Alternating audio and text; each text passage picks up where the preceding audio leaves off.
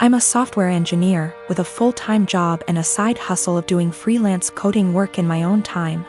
I've always been the type to have a side hustle I put a lot of my free time into. I get really bored sitting idle. My freelance hourly rates are $60 an hour, and at my full-time job, my hourly pay works out to about $40 an hour. So that's how I value my time. Anyway, over Christmas vacation, I was staying at my parents' house. My cousin was also staying over with her 3 young kids from Christmas to New Year's. I'd been planning on doing some work on my freelance projects when I had free time, in the mornings when my family had no plans.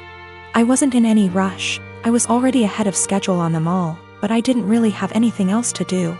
It was in a really rural area and it's like an hour drive to the nearest anything. Then my cousin and her husband asked if I could babysit all day for 3 days so they could visit some friends in the area and hang out with just adults. I said I had planned on doing freelance work at the library, and she offered to pay me to babysit. I said I could if they got close to my freelance rates.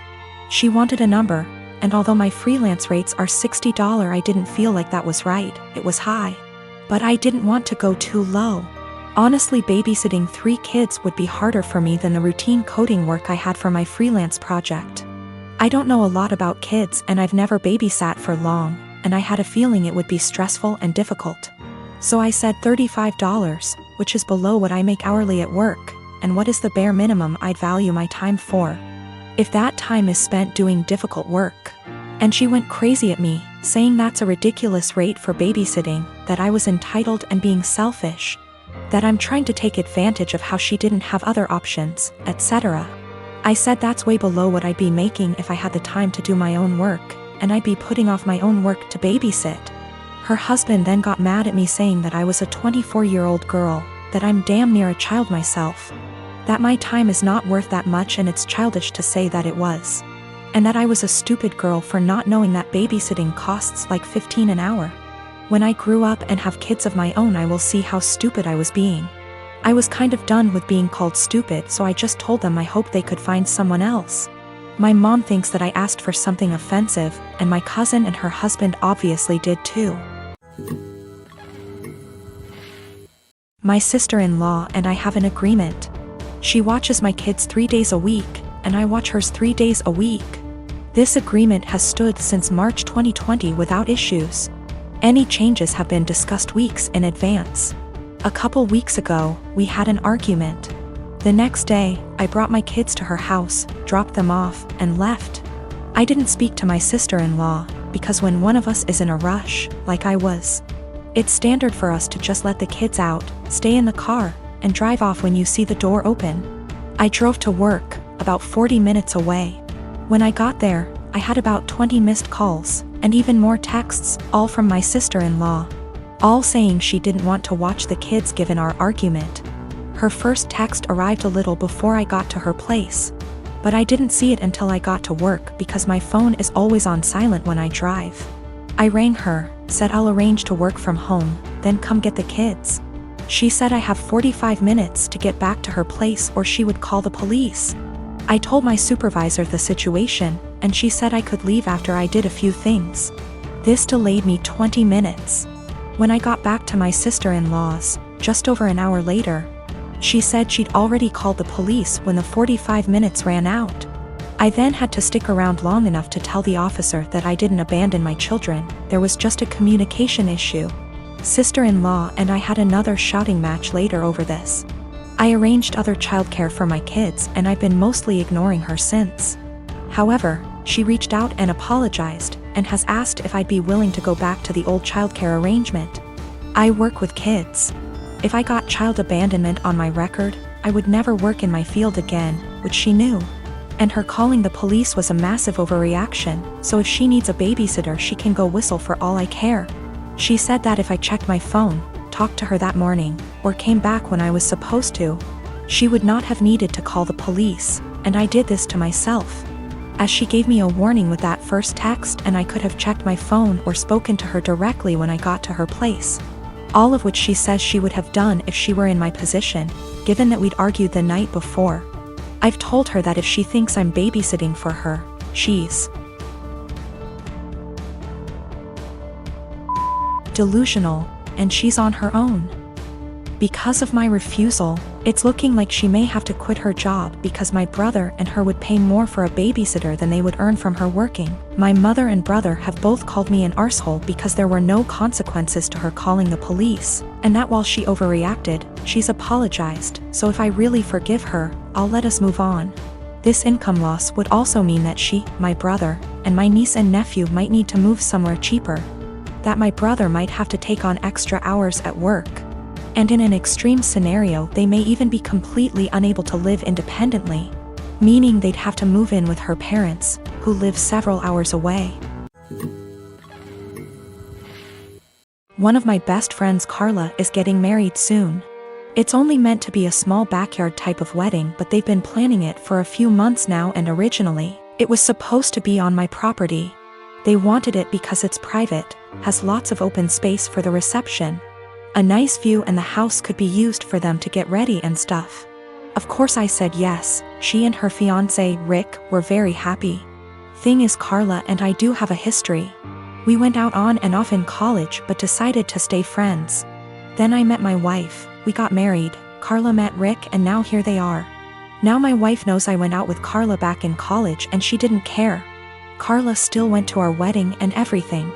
I never knew if Rick was told or not. It's not my relationship, therefore not my business to say anything, so I never did. Rick found out recently, and not in the best way. Not sure how, but from what I heard from friends is that one mutual friend told him, no idea why, we used to date. Not only that, but apparently Carla said a couple years ago she was still in love with me when she was already dating Rick. Don't have actual confirmation if that's exactly what he was told. All Carla's told me is that Rick was told about our past and he's angry at her for never saying anything. It became quite a drama and didn't hear from her for over a month until now. She told me they're going to couples counseling and that the wedding is still on. But Rick requested that I not attend. It sucks, but I totally get why he wouldn't be comfortable. Then I asked the obvious question, where are they going to hold the wedding then?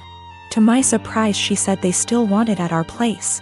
Rick said so too, and in my mind I'm going, he doesn't want the guy who dated his fiancée years ago at the wedding, but still wants the wedding at his house. My wife and I are expected to just not be at our home that weekend, and I told Carla no. They're going to have to find someplace else since we're not going to simply leave our home to them for the weekend. Not only for safety reasons, but it just doesn't make sense. Rick doesn't want me around because he's not comfortable, but is comfortable enough to have their wedding at my house. They really want their wedding here though, and because of that I've been bugged by not only her but also Rick, and some friends who think I'm being a petty asshole for not letting them have the wedding here anymore. Honestly, don't think that I am. It just doesn't make sense at all to have to leave our own place for a wedding we're no longer welcome to, and leaving our home totally vulnerable. Still, being accused of sabotaging their wedding, and Rick believes it's the least I can do after everything. My wife and I bought a 4-bedroom house in PA that my son lives in. Our son went to college in PA and wanted to stay in the area. So we bought the house as a second home. We live in NJ and commute into Manhattan for work. We figured that he would have a place to live and we could visit every so often and spend some quality time together. We pay the taxes and services / maintenance on the house. Our son pays for his groceries and the house utilities. All was going well for a few years. Our son meets a girl and they get serious. We met her and she seems nice enough. They announce their engagement and she moves into the house with our son. Now for the problem, the wedding. We hold a little get-to-know-you barbecue at the PA house. My son and daughter are there, as are our son's fiancée and her parents.